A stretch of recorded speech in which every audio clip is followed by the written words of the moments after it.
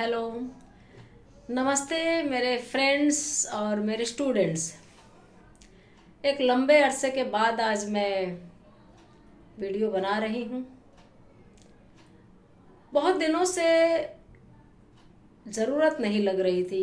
हालांकि मेरे पुराने वीडियोस पे परीक्षाओं के दिनों में अभी स्टूडेंट्स के कमेंट आ रहे थे। अनजान लोग जो किसी कविता की खोज में, किसी नाटक एकांकी की खोज में यूट्यूब के माध्यम से मुझ तक पहुँचे, मेरे वीडियो तक, उनके कमेंट बड़े पॉजिटिव थे। और सोचा ही था कि कुछ ना कुछ मुझे निरंतरता रखनी चाहिए अपने काम में। लेकिन सोच ऐसे फलीभूत नहीं होती। अचानक से कुछ क्लिक करता है माइंड में, कुछ ट्रिगर होता है और तब बिना सोचे समझे, बिना तैयारी के, बिना तैयार हुए वीडियो बन जाता है।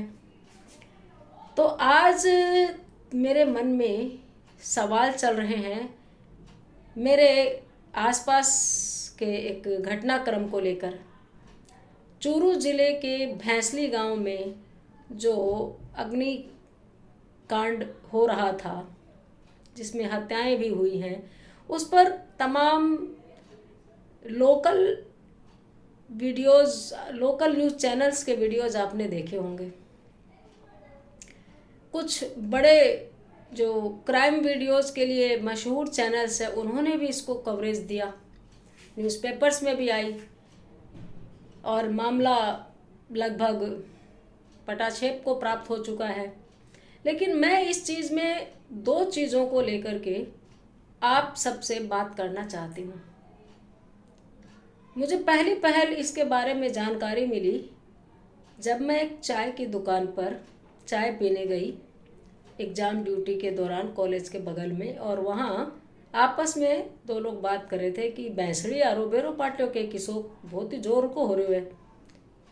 थोड़ी उत्सुकता हुई तो मैंने पूछा क्या हुआ।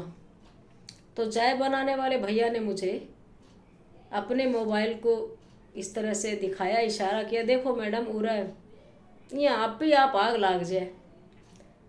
वहीं पे बगल में समोसे का ठेला लगाने वाला भैया जो खड़ा था, वो कहता है कि कोई तंत्र मंत्र है का मायने कोई बात है।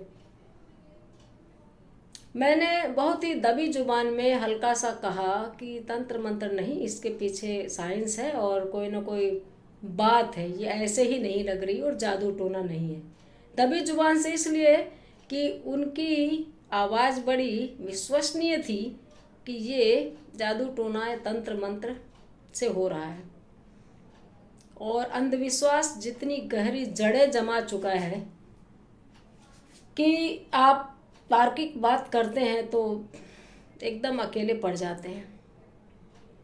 लेकिन अच्छा ये हुआ कि कुछ समय बाद में पुलिस की एंट्री हुई उस गांव में, उन घटनाओं के बीच में, और बहुत मुश्किल से पुलिस अपनी उस भूमिका में पहुंच पाई जो बहुत सुखद थी। मुश्किल से इसलिए कि गाड़ी पे पथराव हुआ, वो नहीं चाहता था जो भी अपराधी था, शातिर अपराधी, की पुलिस की एंट्री हो, पुलिस मामले की तह तक पहुंचेगी तो सब खुलासा हो जाएगा। लेकिन इसी सब से पुलिस को और शक हुआ। आग सोडियम के जरिए लगाई जा रही थी। सोडियम एक ज्वलनशील पदार्थ है, हवा के संपर्क में आता है, किस तरह से किस मौजू या उपयुक्त परिस्थितियों में आग पकड़ लेता है, ये साइंस के विद्यार्थी जानते हुए भी नहीं जानते हैं। किताबी ज्ञान एक चीज़ है, और किताबी ज्ञान इस सेंस में कि किताबों में जो तार्किक बातें हैं, हम 9-10 से ही अच्छी तरह से साइंस की चीज़ें समझने लगते हैं बेसिक लेवल पे, और एमएससी करके, पीएचडी करके वैज्ञानिक भी बन जाते हैं, प्रोफेसर भी बन जाते हैं, जो भी बन जाते हैं। लेकिन व्यवहार में हम अपने आस पड़ोस वाले अनपढ़ लोगों से बेहतर नहीं हो पाते। इसलिए साइंटिफिक अप्रोच उसकी भी हो सकती है जो स्कूल कॉलेज नहीं गया, और अनसाइंटिफिक उसकी भी हो सकती है जो रात दिन साइंस की किताबों में खपा रहता है। तो यहाँ पर एक तो मैं देख रही हूँ कि लगातार सबको शक कि कोई ना कोई अलाय बलाय है, कोई बला है, कोई रूहानी ताकतें हैं, कोई जादू टोना है, कोई पीर फकीर है जिसकी वजह से सब हो रहा है। और वहाँ पर पंडित, पुजारी, मौलवी, मुल्ला, झाड़ फूंक वाले सब पहुँच रहे थे अपने हिसाब से, लेकिन अंत में ये सब बातें खारिज हो गई, झूठी साबित हो गई। लेकिन मैं देखती हूँ कि इससे जनमानस में इस तरह की चेतना नहीं फैलती कि देखिए ये गलत था, मुझ जैसे लोग जो कह रहे थे वो सही निकला। ये दुख की बात है।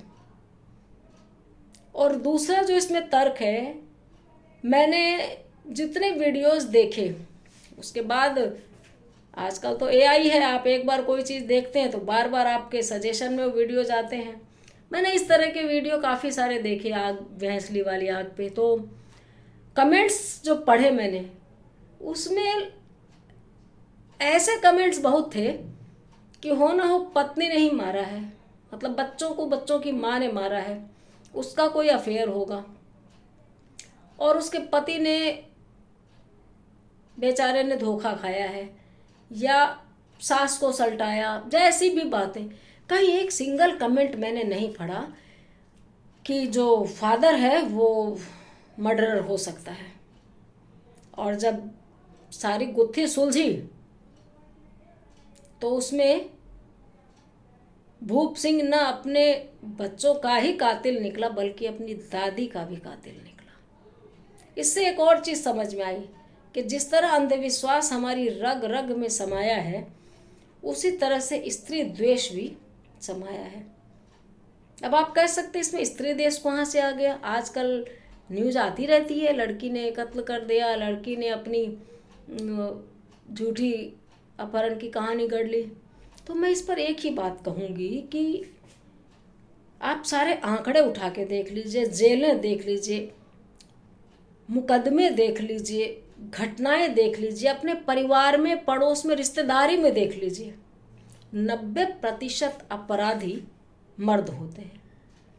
चाहे वो डकैती हो, रंगदारी हो, गुंडागर्दी हो, गैंगवार हो, आपसी रंजिश में हत्या हो, खेतों की लड़ाई हो, जमीन के झगड़े हो, पार्टनरशिप के झगड़े हो, गैंगवार हो, गैंग रेप हो, या छेड़खानी की घटनाएं हो।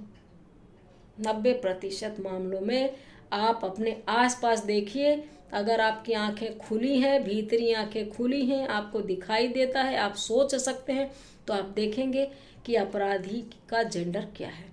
लेकिन तब भी हम ये नहीं कहते कि प्रत्येक पुरुष अपराधी है। कहीं अगर हमने कह दिया कि पुरुष जो है संभावित बलात्कारी हैं, संभावित, क्योंकि ये तो दुखद सच्चाई है कि बलात्कार करने की उनके पास ताकत है, लेकिन जिसके पास नैतिक बल है, जो ईमानदार है, जो ऊंच नीच सही गलत समझता है, वो कभी किसी के साथ ऐसा नहीं करेगा। लेकिन वो कर नहीं सकता है ये नहीं कह सकते हम। किसी भी तरह से वो सता सकते हैं, मैनिपुलेट कर सकते हैं, गैसलाइटिंग कर सकते हैं, लेकिन जब भी ऐसी बात होगी तो लोग एक लाइन पकड़ के आते हैं, नॉट ऑल मैन, कि मैम सारे मर्द एक जैसे नहीं होते। तो फिर भला ये क्या कारण है कि लाखों में कोई एक लड़की अपराधी निकल जाए, क्रिमिनल निकल जाए, तो आप किसी भी लड़की के अपराधी होने की संभावना, आशंका जताते चले जाते हैं। वहाँ तो आपको आशंका जताने के पहले भी सोचना चाहिए कि ऐसा कैसे हो सकता है। तो ये जो दूसरी चीज़ थी, ये भी बहुत निराशाजनक थी, हैरत अंगेज नहीं लगी, हमेशा से देख रही हूँ। तो एक तो अंधविश्वास जो है वो जड़ जमाए बैठे हैं। हम वास्तविक जीवन में पढ़ते हैं, प्रश्नों के उत्तर देते हैं, सिलेबस पढ़ते हैं, वो एक अलग पैटर्न है, और लाइफ में जो सोचने का पैटर्न है वो बिल्कुल दूसरा है। और अपराध को किसी जेंडर से इस तरह से अपने आप जोड़ के देख लेना, अपने आप जज बन जाना, अपने आप वकील बन जाना, अपने आप किसी को भी अपने मन से अपराधी समझ लेना, ये हमारा एक बहुत बुरा ट्रेंड है। और किसी भी स्त्री को बहुत ही जल्दी कटघरे में खड़ा कर देना, ये एक और नया पहलू, नया पैटर्न अभी मुझे देखने में आया है। तो ये खतरनाक है, ये सही नहीं है। हमें खुद पुलिस नहीं बनना चाहिए, खुद न्यायालय नहीं बनना चाहिए। एक ये दो जो बातें थी, अंधविश्वास और स्त्रियों के प्रति नज़रिया, ये लेकर के मैं आपसे आई थी। उम्मीद है मेरे ये 2 पॉइंट्स आपने समझे होंगे। अगले वीडियो में फिर मिलते हैं। अपना ख्याल रखिए। Bye bye.